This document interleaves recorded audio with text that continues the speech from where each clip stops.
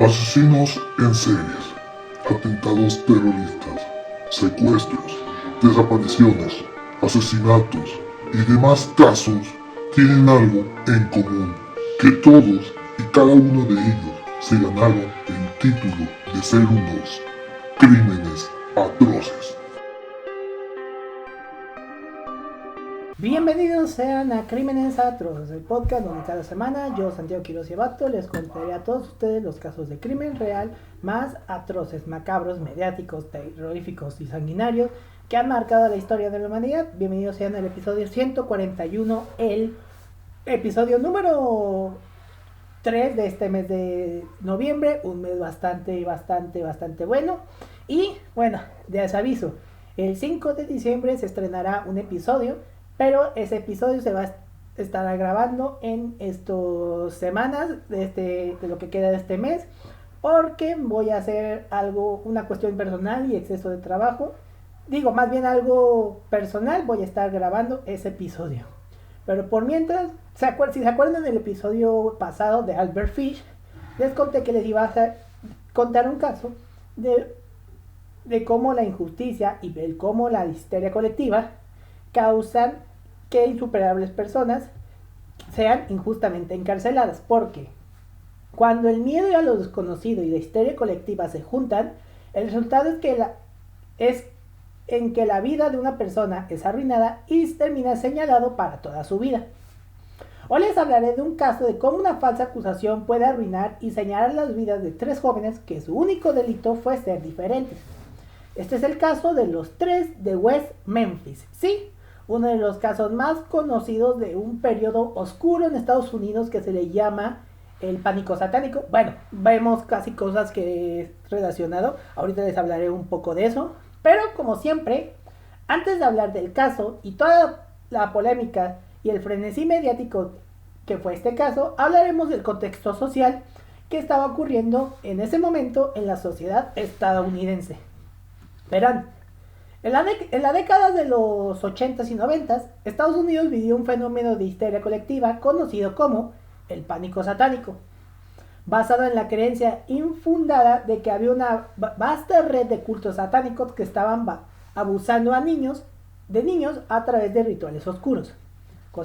Este fenómeno no solo afectó a Estados Unidos, sino que también se extendió por muchas partes del mundo, como aquí en México, y que persiste en la actualidad. Cosas como el QAnon o todas esas cosas de la derecha, pues lo vemos reflejado y surgió a partir del pánico satánico. El pánico se originó en 1980 con la publicación del hoy desacreditado libro Michelle Remembers, un libro coescrito por el psiquiatra canadiense Lawrence Patzer y su paciente y futura esposa Michelle Smith, que utilizó la práctica controvertida y ahora desacreditada de la terapia de memoria recuperada para hacer afirmaciones sobre el abuso ritual satánico que involucra a Smith. Las acusaciones que surgieron después en gran parte de los Estados Unidos involucraron informes de abusos físicos y sexuales de personas en el contexto de rituales ocultistas o satánicos.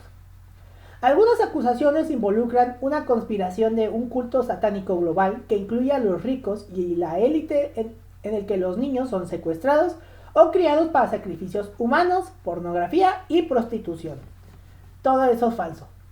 Casi todos los aspectos del abuso ritual son controvertidos, incluyendo su definición, la fuente de las acusaciones y sus pruebas, los testimonios de las presuntas víctimas y los casos judiciales relacionados con las acusaciones y las investigaciones penales. El pánico afectó a abogados, terapeutas y trabajadores sociales que manejaban acusaciones de abuso infantil. Inicialmente las acusaciones unieron a grupos muy disímiles, incluyendo fundamentalistas religiosos, investigadores policiales, defensores de niños, terapeutas y clientes en psicoterapia. El término abuso satánico fue más común al principio. Esto más tarde se convirtió en abuso ritual satánico y se escolarizó aún más en simplemente abuso ritual. Con el tiempo, las acusaciones se asociaron más estrechamente con el trastorno de identidad disociativo, entonces llamado trastorno de personalidad múltiple, y teorías conspirativas antigubernamentales, como lo que vemos actualmente. El interés inicial surgió a través de la campaña publicitaria del libro de Pulitzer de 1980, Michelle Remembers, y se mantuvo y popularizó a lo largo de la década gracias a la cobertura del juicio del preescolar McMartin. Testimonios, listas de síntomas, rumores y técnicas para investigar o descubrir recuerdos de SRA se difundieron a través de conferencias profesionales, populares y religiosas, así como a través de programas de entrevistas, lo que mantuvo y extendió aún más el pánico moral en Estados Unidos y más allá. En algunos casos, las acusaciones resultaron en juicios penales con resultados variables. Después de 7 años en los tribunales, el juicio McMartin no resultó en ninguna condena para ninguno de los acusados, mientras que otros casos resultaron en sentencias largas, algunas de las cuales fueron posteriormente revocadas, como veremos en este caso. El interés académico en el tema creció lentamente, lo que finalmente resultó en la conclusión de que el fenómeno era un pánico moral que, como lo expresó un investigador en 2017, cito, involucró cientos de acusaciones de que pedófilos adoradores del diablo operaban en las guarderías suburbanas de clase media blanca de Estados Unidos. Cosa como lo que hoy vimos, bueno, en esta década vimos con este pánico del mal llamado, bueno, no mal llamado, sino de esta cosa llamada Pizzagate y el QAnon y todo. En un artículo de 1994 del The New York Times afirmaba que, cito, de las más de 12,000 acusaciones documentadas en todo el país, la policía investigadora no pudo fundamentar ninguna acusación de abuso organizado por parte de una secta. Esto del pánico satánico también afectó a cosas cotidianas como películas, personajes de caricaturas, juegos de mesa y música fueron acusadas injustamente de promover el satanismo. Bandas y artistas como Led Zeppelin, Black Sabbath, Ozzy Osbourne, Alice Cooper, Motley Crue, Kiss, entre otras, fueron acusadas de promover mensajes satánicos, ya sea por su estética o si ponían su música al revés. De hecho, sí se creó esa falsa tontería de que supuestamente Kiss significaba niños a la orden al servicio del Satán o caballeros al servicio del Satán. Lo de Ozzy Osbourne de que unos chavos se suicidaron porque escucharon Suicide Solution. Y bueno, también en cosas cotidianas como el juego de mesa Dungeons and Dragons, Los Pitufos, He-Man, Pokémon, Hello Kitty, entre otras. También cabe aclarar que por esa época fue cuando tuvo auge la iglesia de Satán de Anton LaVey, que me gustaría hablar de él, pero no hay casos de crímenes contra Anton LaVey, así que no puedo hablar de ello. Y ahora sabiendo esto, ahora vayamos con el caso de hoy. Ocurrió un día normal, 5 de mayo de 1993. 3 niños de 8 años llamados Steve Branch, Michael Moore y Christopher Byers fueron reportados como desaparecidos en West Memphis, Arkansas, una comunidad muy chiquita de pocas personas. El primer reporte a la policía lo realizó el padre adoptivo de Byers, John Mark Byers, alrededor de las 7 p.m. Supuestamente los niños fueron vistos juntos por última vez por 3 vecinos, quienes en declaraciones juradas declararon haberlos visto jugando juntos alrededor de las 6:30 p.m. la noche de su desaparición y haber visto a Terry Hogg, el padrastro de Steve Branch, llamándolos para que regresaran a casa. Las primeras búsquedas policiales realizadas esa noche fueron limitadas. Amigos y vecinos también realizaron una búsqueda esa noche que incluyó una visita rápida al lugar donde se encontraron los cuerpos posteriormente. Una búsqueda policial más exhaustiva de los niños comenzó alrededor de las 8 a.m. del 6 de mayo, dirigida por el personal de búsqueda y rescate del condado de Crittenden. Los investigadores recorrieron todo el oeste de Memphis, pero se centraron principalmente en Robin Hood Hills, donde se reportó que los niños fueron vistos por última vez. A pesar de una búsqueda exhaustiva en Robin Hood Hills, con una cadena humana, de esas que se ponen así alrededor como si fuera una barda, los investigadores no encontraron rastros de los niños desaparecidos. Alrededor de la 1:45 p.m., el agente de libertad condicional juvenil, Steve Jones, avistó el zapato negro de un niño flotando en un arroyo fangoso que desembocaba en un importante canal del drenaje de Robin Hood Hills. Una inspección posterior de la zanja reveló los cuerpos de 3 niños. Los habían desnudado y atado con sus propios cordones, con el tobillo derecho atado a la muñeca derecha por detrás de la espalda, al igual que el brazo y la pierna izquierdas. Su ropa fue encontrada en el arroyo, parte de ella enrollada alrededor de palos clavados en el lecho fangoso de la zanja. La ropa estaba prácticamente al revés. 2 pares de ropa interior de los niños nunca fueron recuperados. Christopher Bayer presentaba laceraciones en varias partes del cuerpo y mutilación del escroto y el pene. Las autopsias realizadas por el patólogo forense Frank G. Peretti indicaron que Bayer murió de múltiples lesiones, mientras que Moore y Branch murieron de múltiples lesiones por ahogamiento. La policía inicialmente sospechó que los niños habían sido violados, sin embargo, el testimonio posterior de expertos cuestionó esta conclusión. Se encontraron rastros de ADN de esperma en un par de pantalones recuperados de la escena. Los peritos de la fiscalía afirman que las heridas de Bayer fueron resultado de un ataque con arma blanca y que había sido castrado intencionalmente por el asesino. Los peritos de la defensa afirman que las lesiones fueron probablemente resultado de la depredación animal post-mortem, o sea que algún animal los mordió. La policía creyó que los niños fueron agredidos y asesinados en el lugar donde fueron encontrados. Los críticos argumentaron que la agresión al menos era improbable que hubiera ocurrido en el arroyo. Bayer fue la única víctima con drogas en su organismo. Le recetaron Ritalin o metilfenidato en enero de 1993, como parte del tratamiento de un trastorno por déficit de atención e hiperactividad. El informe inicial de la autopsia describe que el fármaco carbamazepina y la dosis en un nivel subterapéutico. Su padre afirmó que Bayer podría no haber tomado la receta el 5 de mayo del 93. Steve Edward Branch, Christopher Bayer y Michael Moore cruzaban segundo grado en la escuela primaria Weaver.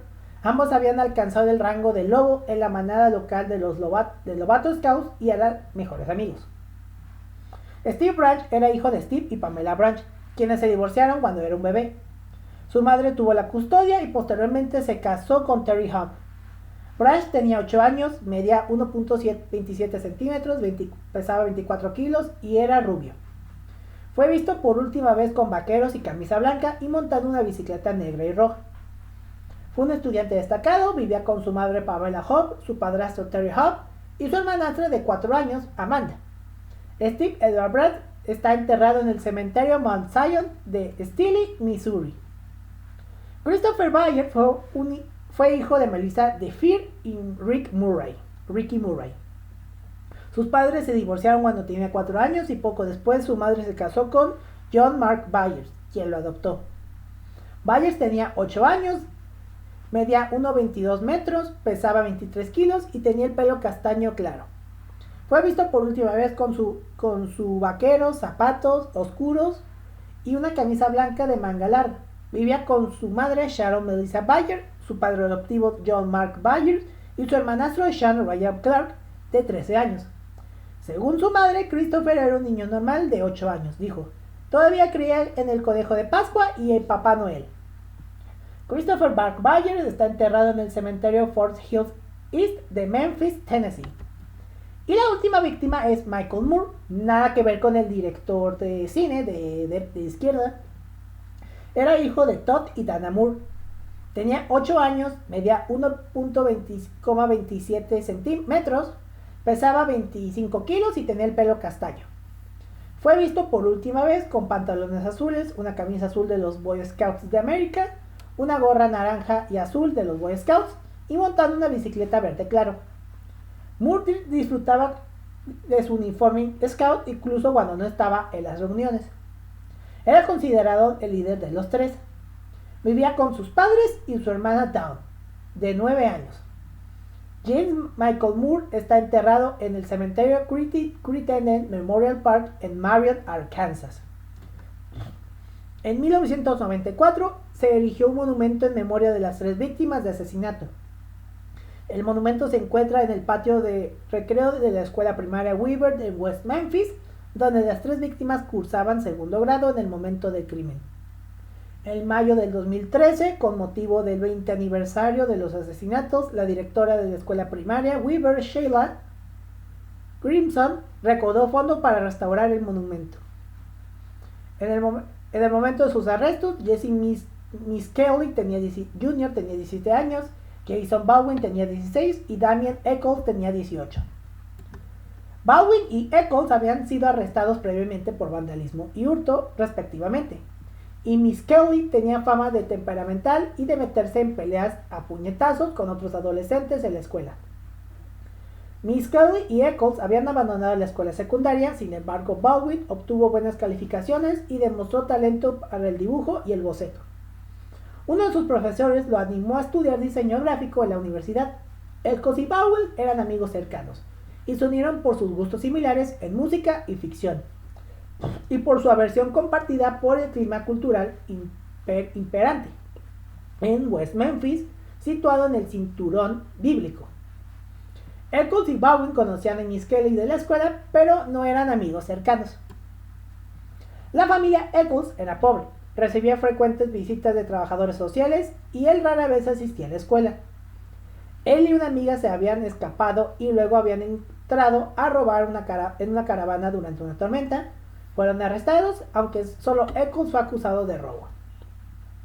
Echols pasó varios meses en una institución psiquiátrica en Arkansas y posteriormente recibió la condición de incapacidad total de la Administración de Seguro Social. Durante el juicio de Echols, el Dr. George W. Woods testificó para la defensa que Echols sufría de, cito, enfermedad mental grave caracterizada por delirios grandiosos y persecutorios, alucinaciones auditivas y visuales, proceso de procesamiento desordenados, falta de sustancial de introspección y cambios de humor crónicos e incapacitantes. En la audiencia de la pena de muerte, el psicólogo de Echols informó que meses antes de los asesinatos, Echols había afirmado que obtuvo poderes bebiendo sangre humana. En el momento de su arresto, Echols trabajaba a tiempo parcial en una empresa de techado y esperaba un hijo con su novia Dominique Tier. Al principio de la investigación, el Departamento de Policía de West Memphis consideró brevemente como sospechosos a 2 adolescentes de West Memphis, Chris Morgan y Brian Holland. Ambos con antecedentes por drogas habían partido abruptamente hacia Oceanside, California, 4 días después del descubrimiento de los cuerpos. Se presumía que Morgan tenía al menos una relación informal con los 3 jóvenes asesinados, ya que anteriormente había trabajado como repartidor de helados en su vecindario. Arrestados en Oceanside el 17 de mayo del 93, Morgan y Holland se sometieron a pruebas de polígrafo administradas por la Policía de California. Los examinadores informaron que los historiales clínicos de ambos hombres indicaban engaño al negar su participación en los asesinatos. Durante el interrogatorio posterior, Morgan afirmó tener un largo historial de consumo de drogas y alcohol, además de lagunas mentales y lapsus de memoria. Afirmó que podría haber asesinado a las víctimas, pero rápidamente se retractó de parte de su declaración, como luego pasa. La policía de California envió muestras de sangre y orina de Morgan y Holland al Departamento de Policía de Washington, pero no hay indicios de que el Departamento de Policía de Washington los haya investigado como sospechosos tras su arresto en California. La relevancia de la declaración retractada de Morgan se debatirá posteriormente en el juicio, pero finalmente se prohibió su admisión como prueba. El avistamiento de un hombre negro como posible sospechoso alternativo se insinuó al comienzo del juicio de Misskelley. Según la policía local de West Memphis, la noche del 5 de mayo de 1993, a las 8:42 p.m., los empleados del restaurante Bungalows, ubicado aproximadamente una milla de la escena del crimen en Robin Hood Hill, informaron haber visto a un hombre negro que parecía mentalmente desorientado dentro del baño de mujeres del restaurante. El hombre sangraba y se había rozado contra las paredes del baño. La agente Regina Mix respondió a la llamada, tomando el informe del gerente del restaurante a través de la ventanilla de autoservicio. Para entonces el hombre ya se había marchado y la policía no entró al baño ese día. Al día siguiente del hallazgo de los cuerpos de las víctimas, el gerente de Bungalows, Marty King, creyendo que existía una posible conexión con el hombre sangrado hallado en el baño, denunció el incidente a la policía, quien posteriormente inspeccionó el baño de mujeres. Según se informa, el hombre llevaba una férula azul en el brazo con velcro blanco, lo que habría dificultado atar y asesinar a los 3 jóvenes. King entregó a los agentes unas gafas de sol que creía que el hombre había olvidado. Los detectives mostraron muestras de sangre de las paredes y azulejos del baño. El detective de policía Brian Wright testificó que posteriormente perdió esas muestras de sangre. Posteriormente se recuperó un cabello identificado como pertenencia a un hombre negro de una sábana que envolvía a una de las víctimas. Los agentes de policía James Sudbury y Steve Jones consideraron que el crimen tenía connotaciones de secta y que Damien Echols podría ser sospechoso por su interés en el ocultismo, o en la Wicca más o menos. La policía interrogó a Echols el 7 de mayo, 2 días después del descubrimiento de los cuerpos. Durante una prueba de polígrafo negó cualquier implicación. El poligrafista afirmó que el historial de Echols indicaba engaño. El 9 de mayo, durante una entrevista formal con el detective Brian Wright, Echols mencionó que una de las víctimas tenía heridas en los genitales. Las fuerzas del orden consideraron este conocimiento incriminatorio. No hay ninguna evidencia física que vincule a Echols, Baldwin o Miss Kelly con el crimen, pero verán el porqué. Tras un mes sin apenas avances en el caso, la policía continuó centrando su investigación en Echols, interrogándolo con más frecuencia que cualquier otra persona. No obstante, afirmaron que no se le consideraba sospechoso directo, sino una fuente de información. El 3 de junio, la policía interrogó a Jesse Miskelly Jr., a pesar de su coeficiente intelectual reportado de 72, lo que categorizaba como funcionalmente intelectual limítrofe, y su condición de menor de edad. Miskelly fue interrogado solo. Sus padres no estuvieron presentes durante el interrogatorio. El padre de Miskelly autorizó a Miskelly a acompañar a la policía, pero no autorizó explícitamente a su hijo para ser interrogado. Miskelly fue interrogado durante aproximadamente 12 horas. Solo se grabaron 2 segmentos con un total de 46 minutos. Miskelly se retractó rápidamente de su confesión, alegando intimidación, coerción, fatiga y amenazas veladas de la policía. Miskelly declaró específicamente que tenía miedo a la policía durante su confesión. Aunque fue informado de sus derechos Miranda, Miskelly posteriormente afirmó que no los comprendió del todo. En 1996, la Corte Suprema de Arkansas dictaminó que la confesión de Miskelly fue voluntaria y que de hecho comprendió la advertencia Miranda y sus consecuencias. Ya sabes de eso de tienes derecho a guardar silencio, todo lo que digas es usado en tu contra, todo eso, chalala. Parte de las declaraciones de Miskelly a la policía se filtraron a la prensa y se publicaron en la portada del Memphis Commercial Appeal, antes de que comenzara cualquiera de los juicios.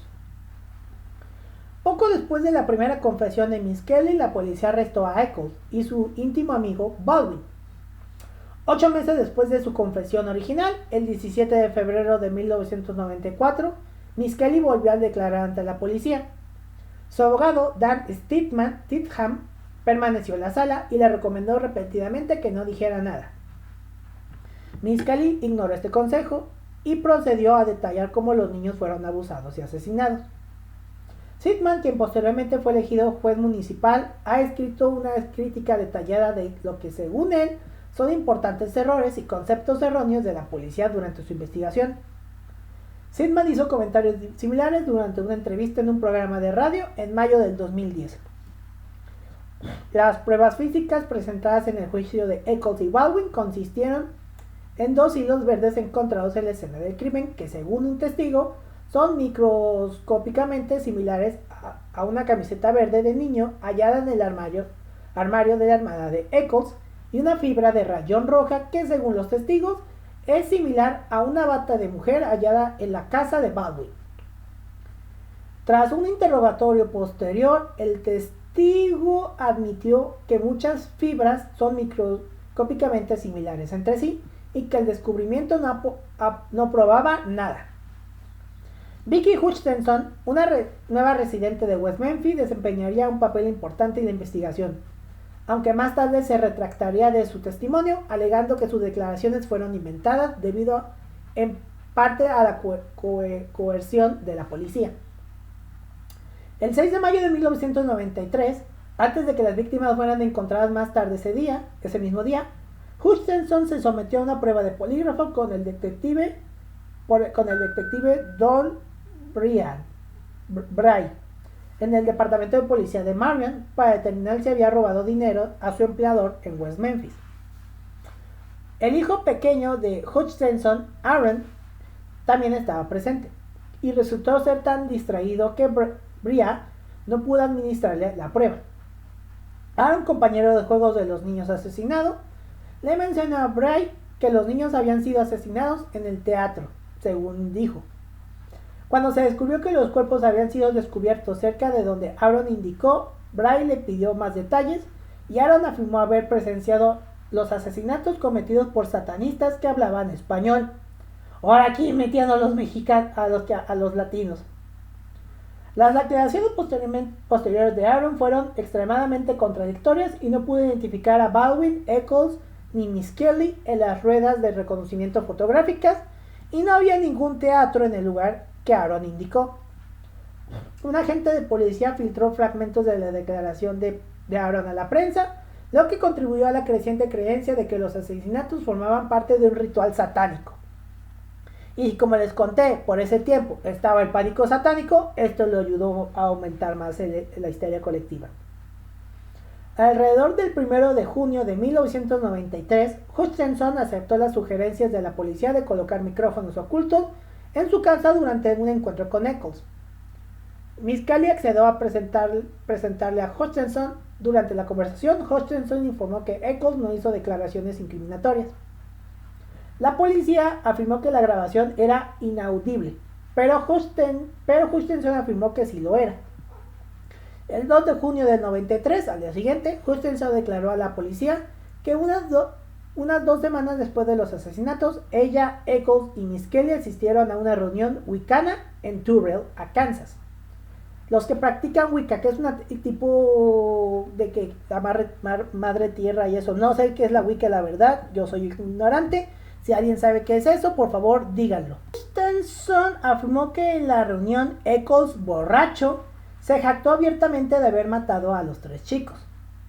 Miss Kelly fue interrogado por primera vez el 3 de junio de 1993, según pasó, un día después de la supuesta confesión de Hutchinson.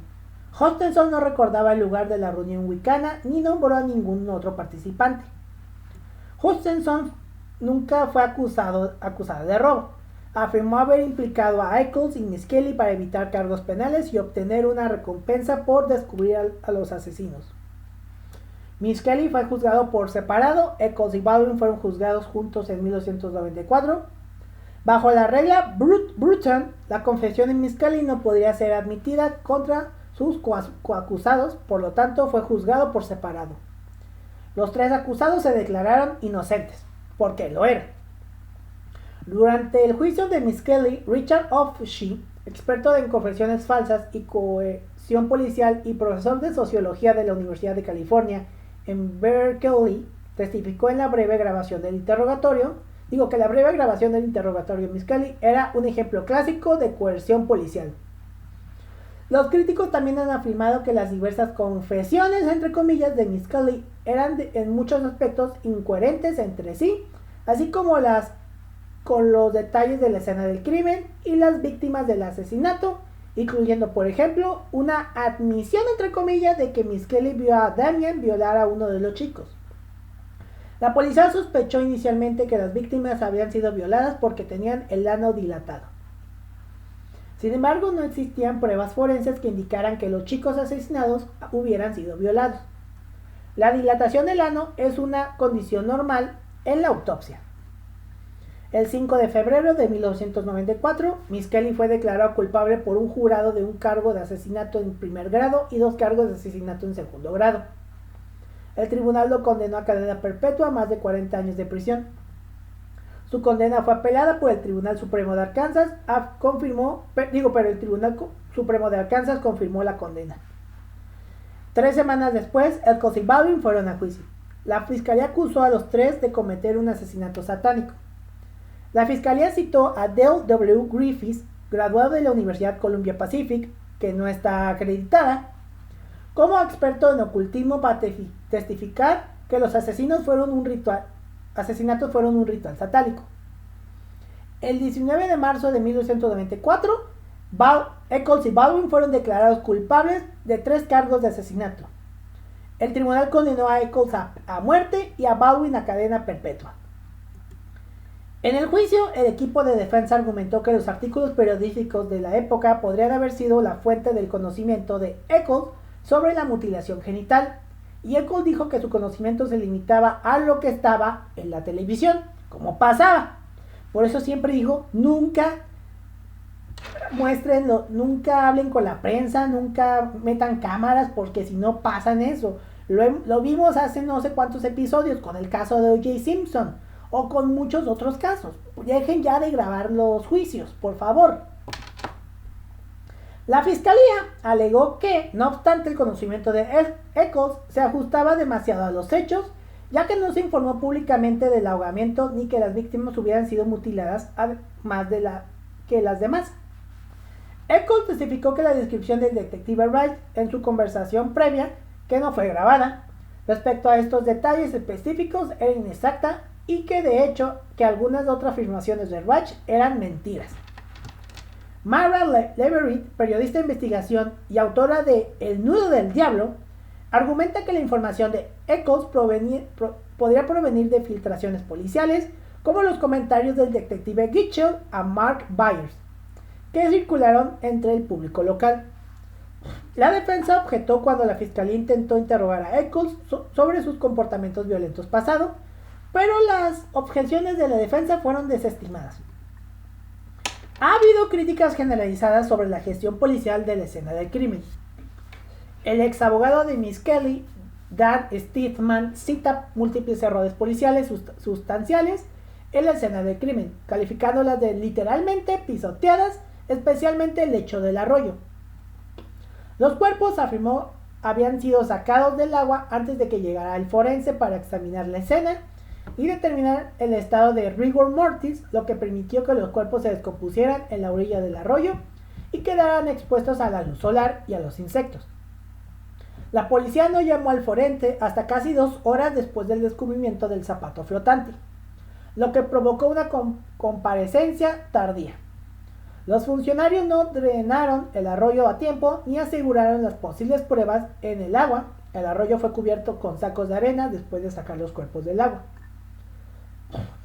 Stitham calificó la investigación forense de extremadamente deficiente. Se encontró una pequeña cantidad de sangre en la escena del crimen que nunca se analizó. Según los documentales de HBO, Paradise Lost, The Child Murders at Robin Hood Hills de 1996 y su secuela, Paradise Lost, The Revelations del 2000, no se encontró sangre en la escena del crimen, lo que indica que el lugar donde se encontraron los cuerpos no fue necesariamente el lugar donde ocurrieron los asesinatos. Tras la investigación inicial, la policía no controló a la divulgación de información ni las especulaciones sobre la escena del crimen. Según Leverett, dijo, los registros policiales eran un desastre. Decir que estaban alterados sería quedarse corto. Leverett especuló que la pequeña fuerza policial local se vio desbordada por el delito que no se parecía a ninguno que hubiera investigado antes. La policía rechazó una oferta no solicitada de ayuda y consulta de los expertos de delitos violentos de la Policía Estatal de Arkansas, y los críticos sugirieron que esto se debía a que el WMPD o la Policía de West Memphis estaba siendo investigado por la Policía Estatal de Arkansas por un presunto robo al grupo de trabajo antidrogas del condado de Crittenden. Leverett Señaló además que algunas de las pruebas físicas estaban almacenadas en bolsas de papel obtenidas de un supermercado, con el nombre del supermercado impreso en las bolsas, en lugar de contenedores de origen conocido y controlado. Cuando la policía especuló sobre el agresor, el oficial de libertad condicional juvenil que asistía a la escena de los asesinatos especuló que Eccles era capaz, según, de cometer los asesinatos, afirmando que parece que Damien Eccles finalmente mató a alguien, cosa que no era cierto. Brent Turbay, científico forense y perfilador criminal, declaró en la película Paradise Lost 2 que al menos una de las víctimas podría haber dejado marcas de mordeduras humanas. Sin embargo, estas posibles marcas se detectaron por primera vez en fotografía de años después de los juicios y no fueron inspeccionadas por un médico forense certificado hasta 4 años después de los asesinatos. El perito de la defensa testificó que las marcas en cuestión no eran una mordedura de adulto, mientras que los peritos designados por la fiscalía concluyeron que no había ninguna marca de mordedura. Los peritos de la fiscalía examinaron los cuerpos en búsqueda de marcas y otros realizaron análisis fotográficos de las lesiones. Tras un examen más detallado se concluyó que si estas marcas eran mordeduras no coincidían con los dientes de ninguno de los 3 condenados. En mayo de 1994 los 3 acusados apelaron sus condenas. Las condenas fueron confirmadas en apelación directa. En junio de 1996, el abogado de Miss Kelly, Dan Stidham, estaba preparando una apelación ante la Suprema Corte de los Estados Unidos. En el 2007, Eccles solicitó un nuevo juicio basándose en una ley que permite realización de pruebas de ADN tras la condena gracias a los avances tecnológicos realizados desde 1994, lo que podría proporcionar la exoneración a los condenados injustamente. La petición fracasó cuando el juez de primera instancia, David Brunet, desestimó la presentación de esta información en su tribunal. Esta decisión fue, a su vez, revocada por la Suprema Corte de Arkansas en relación a los 3 acusados el 4 de noviembre del 2010. John Mark Byers, el padre adoptivo de la víctima Christopher Byers, le dio un cuchillo al camarógrafo Doug Cooper, quien trabajaba con los documentalistas Joe Berlinger y Bruce Sinofsky durante el rodaje de la primera película de Paradise Lost. El cuchillo era un cuchillo de caza plegable fabricado en Kershaw. Según las declaraciones de Berlinger y Sinofsky, Cooper les informó de la recepción del cuchillo el 16 de diciembre de 1993. Tras el regreso del equipo del documental a Nueva York, Berlinger y Sinofsky descubrieron lo que parecía ser sangre en el cuchillo. Los ejecutivos de HBO les ordenaron que lo devolvieran al Departamento de Policía de West Memphis. El cuchillo no fue recibido en el Departamento de Policía de West Memphis hasta el 8 de enero de 1994. Byers inicialmente afirmó que el cuchillo nunca había sido usado. Sin embargo, después de que se encontró sangre en el cuchillo, Byers declaró que lo había usado solo una vez para cortar carne de venado. Cuando se le dijo que la sangre coincidía con su tipo sanguíneo y el de Chris, Byers dijo que no tenía idea de cómo esa sangre pudo haber llegado al cuchillo. Durante el interrogatorio, la policía de West Memphis sugirió que Byers que podría haber dejado el cuchillo fuera accidentalmente y que Byers estuvo de acuerdo con eso. Byers declaró más tarde que podría haberse cortado el pulgar. Pruebas posteriores del cuchillo arrojaron resultados no concluyentes sobre el origen de la sangre. La incertidumbre permaneció debido a la pequeña cantidad de sangre y porque tanto John Mark Byers como Chris Byers tenían el mismo genotipo, HLA-DQA. No sé qué es eso. Byers aceptó y pasó una prueba de polígrafo sobre los asesinatos durante el rodaje de Paradise Lost 2 Revelations, pero el documental indicó que Byers estaba bajo la influencia de varios medicamentos psicoactivos recetados que podrían haber afectado el resultado de la prueba. Tras sus condenas, Eccles, Miskelly y Baldwin presentaron impresiones dentales. Estas se compararon con las supuestas marcas de mordeduras en la frente de Stevie Branch, que no se mencionaron en la autopsia ni en el juicio original. No se encontraron coincidencias. A John Mark Bayer le extrajeron los dientes en 1997, después del primer juicio, pero antes de que se pudiera tomar la impresión. Las razones que declaró para la extracción son aparentemente contradictorias. Ha alegado que la medicación anticonvulsiva que tomaba le causó enfermedad periodontal y que planeó la extracción debido a otros problemas dentales que lo habían aquejado durante años. Después de que un experto examinó las fotos de la autopsia y notó lo que pensó que podría haber sido la huella de una hebilla de cinturón en el cadáver de Byers, el padre de Byers reveló a la policía que había azotado a su hijastro poco antes de que el niño desapareciera. En octubre del 2003, Vicky Hutchinson, quien participó en los arrestos de Miskelly, Eccles y Baldwin, concedió una entrevista al Arkansas Times en la que declaró que todo lo que había dicho a la policía era mentira. Aseguró además que la policía había insinuado que si no cooperaba con ellos, le quitarían a su hijo. Dijo que cuando visitó la comisaría, los empleados tenían fotografías de Eccles, Baldwin y Miskelly en la pared y las usaban como dianas para dardos.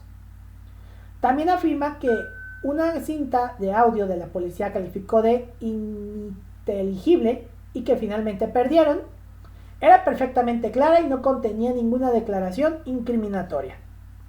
Como ya les dije, porque ellos no hicieron nada.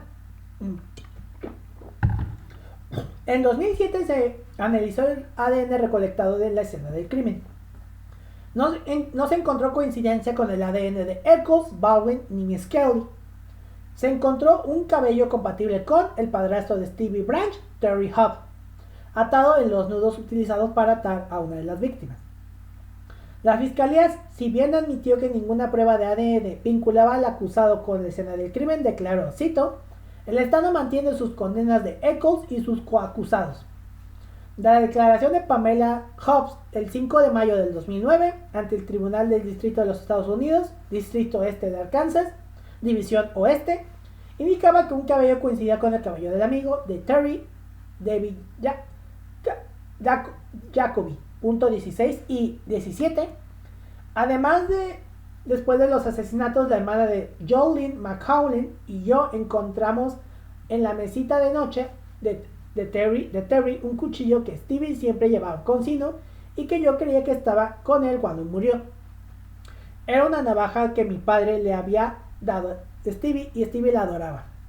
Me sorprendió cuando la policía no la encontraba con Stevie cuando encontraron su cuerpo. Siempre había asumido que el asesino de mi hijo se había llevado el cuchillo durante el crimen. No podía creer que estuviera entre las cosas de Terry. Nunca me dijo que lo tenía. 18. Además de mi hermana, Jolene me dijo que vio a Terry lavando ropa, sábanas y cortinas en la habitación de Stevie en un momento extraño en la época de los asesinatos.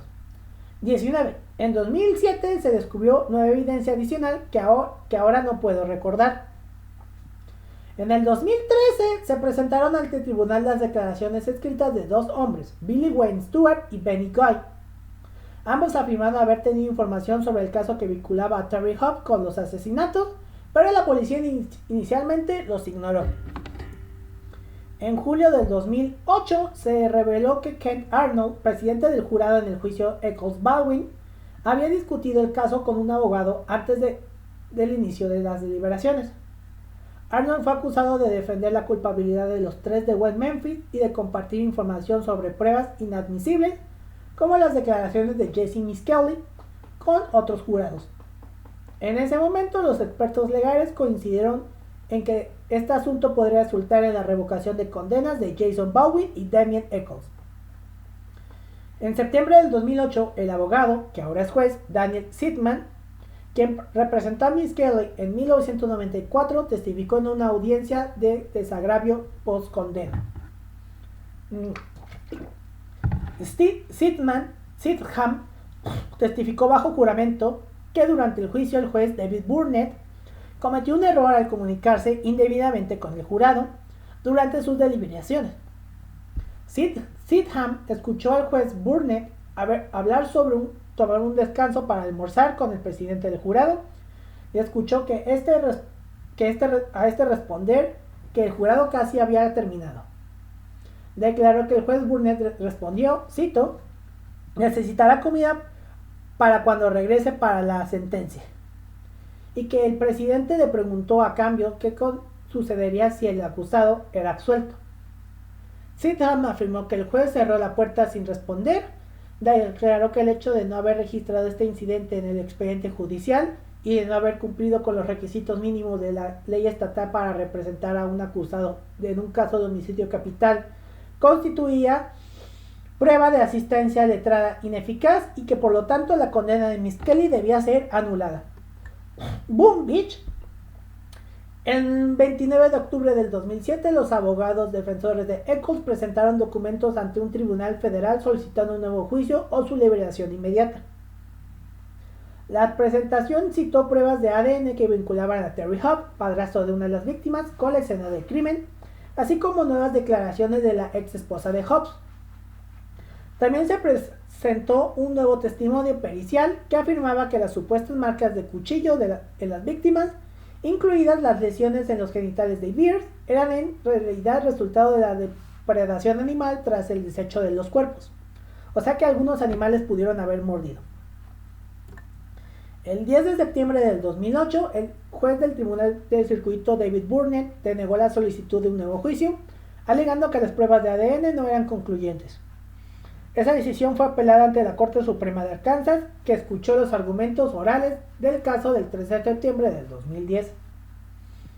El 4 de noviembre del 2010, la Corte Suprema de Arkansas ordenó a un juez de primera instancia que consideraba si la evidencia de ADN reciente analizada podría exonerar a los tres.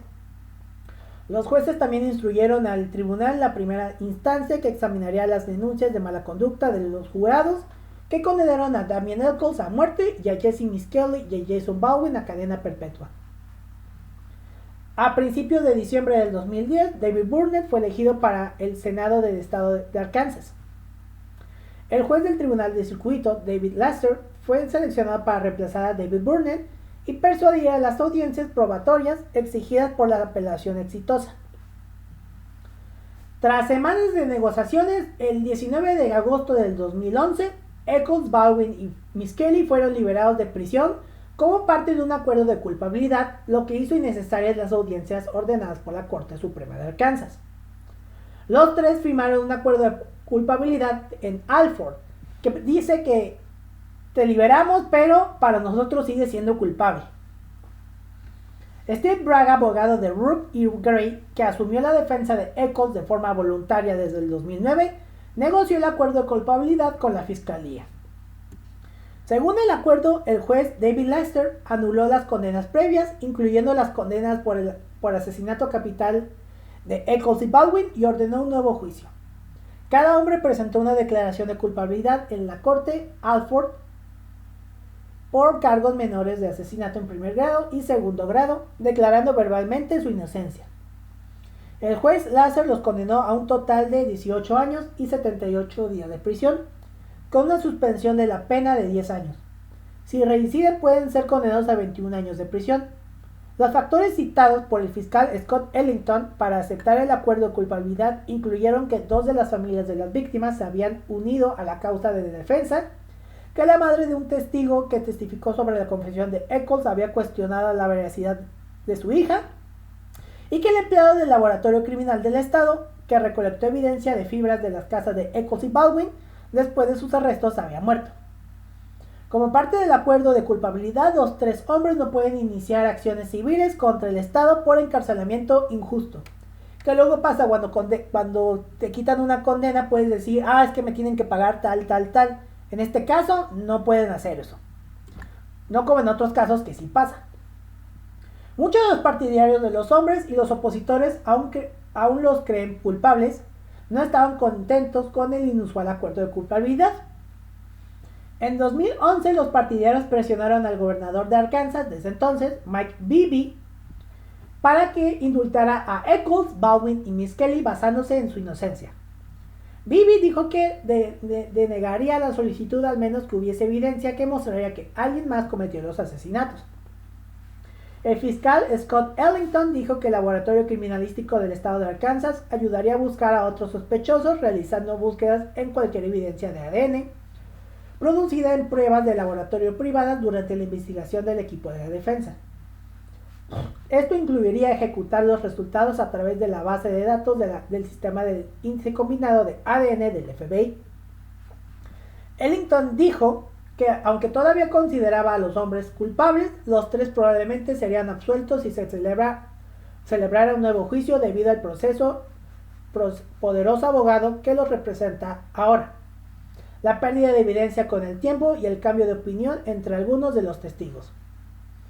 Las familias de las tres víctimas tienen opiniones divididas sobre la culpabilidad o inocencia de los tres de West Memphis. En el 2000, donde Marta era una lombriz, el padre biológico de Christopher Bayer, Rick Murray, expresó sus dudas sobre los veredictos de culpabilidad en el sitio web de los tres de West Memphis. En 2007, Pamela Hobb, madre de la víctima Stevie Branch, se unió a quienes han cuestionado públicamente los veredictos, pidiendo una reapertura de los veredictos y una mayor investigación de las pruebas. A finales del 2007, John Mark Bayer, quien anteriormente creía vehementemente que Eccles, Miss Kelly Baldwin eran culpables, también anunció que ahora cree que son inocentes. Había comentado que si alguna vez se demostraba que los tres eran inocentes y yo sería el primero en liderar la lucha por su libertad. Esto dijo Byers, y aprovecharía toda oportunidad que tenga para expresar que los tres de West Memphis son inocentes y que la evidencia y las pruebas demuestran que lo son. Byers ha hablado con los medios de comunicación en nombre de los condenados y ha expresado su deseo de justicia para las familias de las víctimas y los tres acusados. Yo que he leído este caso, yo digo que sí son inocentes. En 2010, el juez de distrito Brian S. Miller ordenó a Terry Hobb, padrastro de la víctima Steve Branch, pagar $17,590 a Natalie Maines, cantante de The Chicks, entonces conocidas como las Dixie Chicks, por las costas legales derivadas de una demanda por información que interpuso contra la banda. Miller desestimó la demanda que Hobb interpuso por los comentarios y escritos de Maines, que insinuaba su participación en el asesinato de su hijastro. El juez declaró que Hobb había decidido involucrarse en el debate público sobre la justicia de las condenadas. John E. Douglas, veterano agente del FBI y actual perfilador criminal y autor del gran libro Mindhunter, afirmó que los asesinatos eran más indicativos de un solo asesino con la intención de degradar y castigar a las víctimas que de un trío de adolescentes poco sofisticados, según dijo. Douglas creía que el perpetrador tenía antecedentes violentos y conocía a las víctimas y la geografía local. Douglas se desempeñó como jefe de la unidad de apoyo a la investigación del FBI del Centro Nacional para Análisis del Delito Violento durante 25 años. En su informe para el equipo legal de Eccles afirmó que no había pruebas de que los asesinatos estuvieran relacionados con rituales satánicos y que la depredación animal post-mortem podría explicarse las presuntas lesiones por arma blanca. Afirmó que las tres víctimas habían muerto por una combinación de traumatismo contundente y ahogamiento, en un delito que según él tuvo motivos personales. Y yo le creo porque pues es una chingonería en el perfilamiento criminal. Vean Mindhunter para entender todo eso. 3 películas: Paradise Lost, The Child Murdered at Robin Hood Hills, Paradise Lost Revelation y Paradise Lost 3 Purgatory, dirigidas por Joe Berlinger y Bruce Sinofsky, han documentado este caso y critican duramente el veredicto. Estas películas marcaron la primera vez que Metallica permitió que su música se usara en una película, lo que atrajo la atención sobre el caso. Se han publicado varios libros sobre el caso que también argumentan que los sospechosos fueron condenados injustamente. El nudo del diablo, la verdadera historia de los tres de West Memphis, de Mara Lavery, Sangre de inocente, de Guy Real, y el último pentáculo del sol, escrito en apoyo de los tres de West Memphis, editado por Bret Alexander Savory y M.W. Anderson, que incluye ficción oscura y no ficción de reconocidos escritores de ficción especulativa. En 2005, Damien Echols completó sus memorias Almost Home Volumen 1, ofreciendo su perspectiva del caso. Una biografía de John Mark Bayer, escrita por Greg Day y titulada Desatando el nudo, John Mark Byers y los tres de West Memphis, se publicó en mayo del 2012. Se escribieron muchas canciones sobre el caso y se lanzaron 2 álbumes en apoyo de los acusados. En 2000, Koch Records lanzó el álbum Free That West Memphis 3, organizado por Eddie Spaghetti de la banda Super Suckers.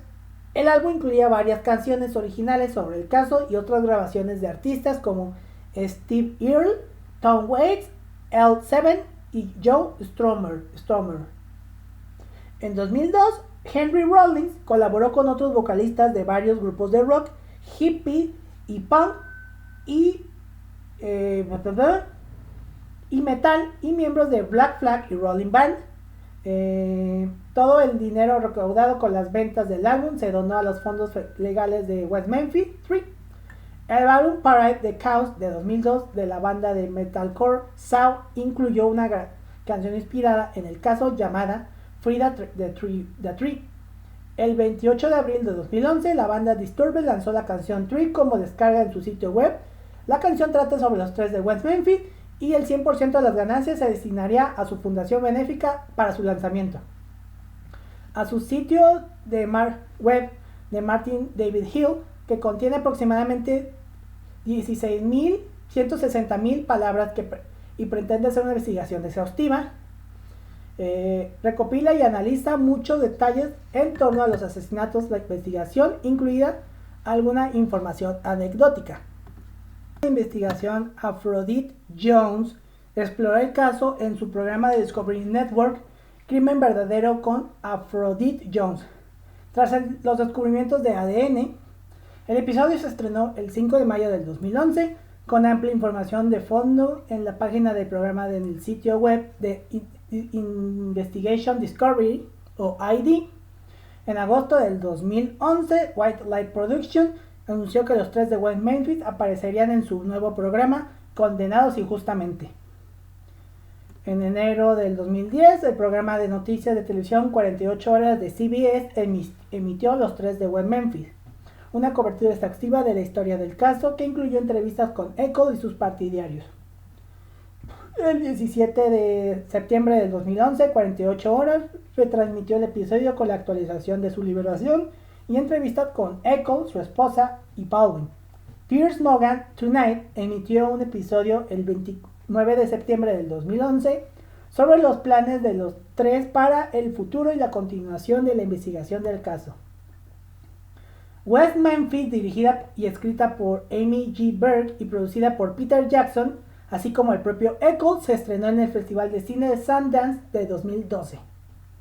El actor Johnny Depp, un veterano partidario de los tres de West Memphis y amigo personal de Damien Echols, estuvo presente para apoyar la película en su estreno en el Festival Internacional de Cine de Toronto en 2012.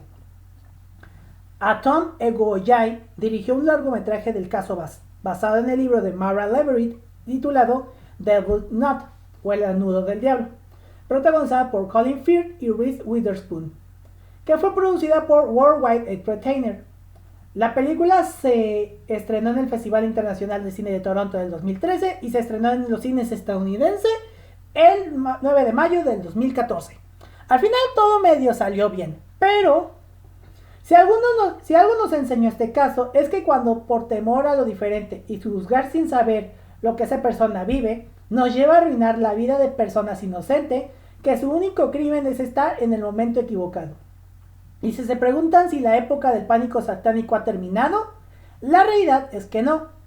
Evolucionó no solo en el lugar de acusar a sectas satánicas, acusamos a los migrantes, gays, transexuales, en pocas palabras a lo que es diferente, y en una época con avances en la comunicación y en la tecnología, esta nueva ola de acusaciones falsas e histeria colectiva parece que nunca terminará. Y este fue el caso de los 3 de West Memphis, un caso de injusticia que por solamente el hecho de ser diferentes causó que sus vidas fueran arruinadas para siempre. Yo la verdad me estremeció mucho este caso. La primera vez que creo que lo escuché fue un caso de historias colectivas y así. Y pues también me recomendó este episodio. Bueno, este caso fue una de las tantas cosas que escuché en un podcast favorito llamado Leyendas Legendarias. Vayan a escucharlos. Y pues nada, este es un caso súper interesante que por fin llega a Crímenes Atroces. ¿Y qué creen? Ya terminó el episodio. La siguiente semana les hablaré sobre un caso de un asesino en serie canadiense.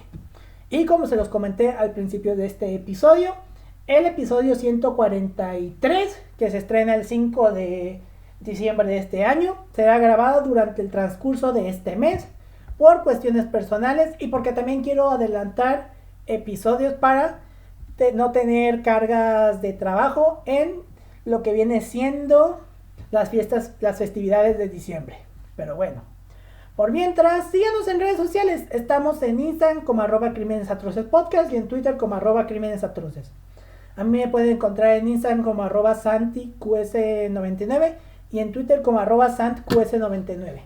Con esto nos despedimos, nos vemos y nos escuchamos la próxima semana. Hasta la próxima, muchas gracias.